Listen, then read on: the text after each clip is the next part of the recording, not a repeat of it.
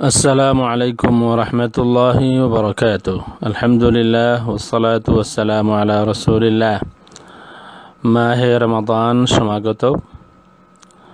সারা বিশ্বে আহলুস সুন্নাহ মিডিয়ার সঙ্গী সাথী যারা আছেন, প্লাস সারা বিশ্বে আল্লাহর হাবিব সাল্লাল্লাহু আলাইহি ওয়া আলিহি ওয়াসাল্লামের ঈমানদার যত উম্মত আছেন, সকলের জন্য আমরা দোয়া করি আল্লাহ রাব্বুল আলামিন এই মাসের সমস্ত খয়র বরকত ফজিলত আমাদের সবাইকে দান করুন।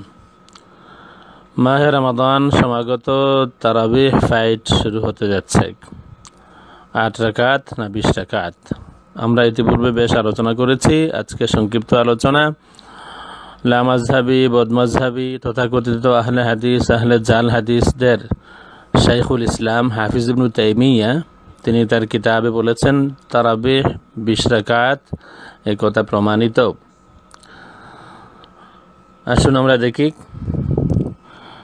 হাফিজ ইবনে তাইমিয়ার কিতাব, ফতোয়ার কিতাব মজমু' ফাতাওয়া শাইখুল ইসলাম আহমদ ইবনে তাইমিয়া, আল মুজাল্লাদ আল-থালিস ওয়াল 20, 23তম খণ্ড।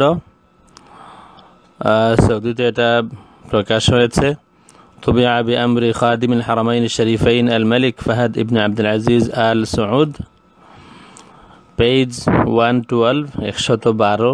এখানে তিনি বলেন فإنه قد ثبت أن أبي ابن كعب كان يقوم بالناس 20 ركعة في قيام رمضان।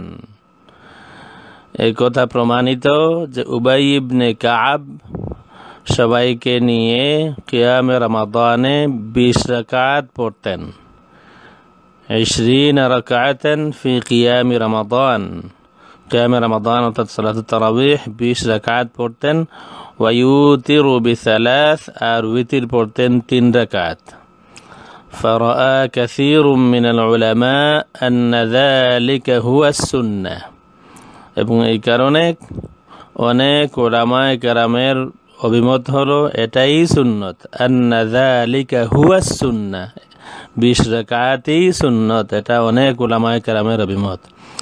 লিআন্নাহু আকামাহু বাইনাল মুহাজিরিন ওয়াল আনসার, কারণ উবাই ইবনে কাব যখন 20 রাকাত তারাবিহ পড়েন, কিয়ামে রমাদান পড়েন এবং 3 রাকাত বিতির পড়েন, এটা ছিল বাইনাল মুহাজিরিন ওয়াল আনসার, মুহাজির এবং আনসারি সাহাবায়ে কেরামের উপস্থিতিতে তারা ছিলেন সেখানে। ওয়ালাম ইউনকিরহু মুনকির, এবং কেউ এর বিরোধিতা করেননি। 20 রাকাত তারাবিহ এর বিরোধিতা মুহাজির আনসার কোনো সাহাবী করেননি। সুতরাং এখন যারা 20 রাকাতের বিরোধিতা করে তারা কারা? বর্তমানে যারা 20 রাকাতের বিরোধিতা করে কারা তারা? আজকে মাথা গরম তথাকথিত শেখ সহ এই পুরা গোষ্ঠী, তাদের দাবি হচ্ছে পুরা দুনিয়ার মানুষ যদি, এই পুরা উম্মত যদি 20 রাকাত পড়ে, তাইলে সকলেই রসুলের বিরোধী।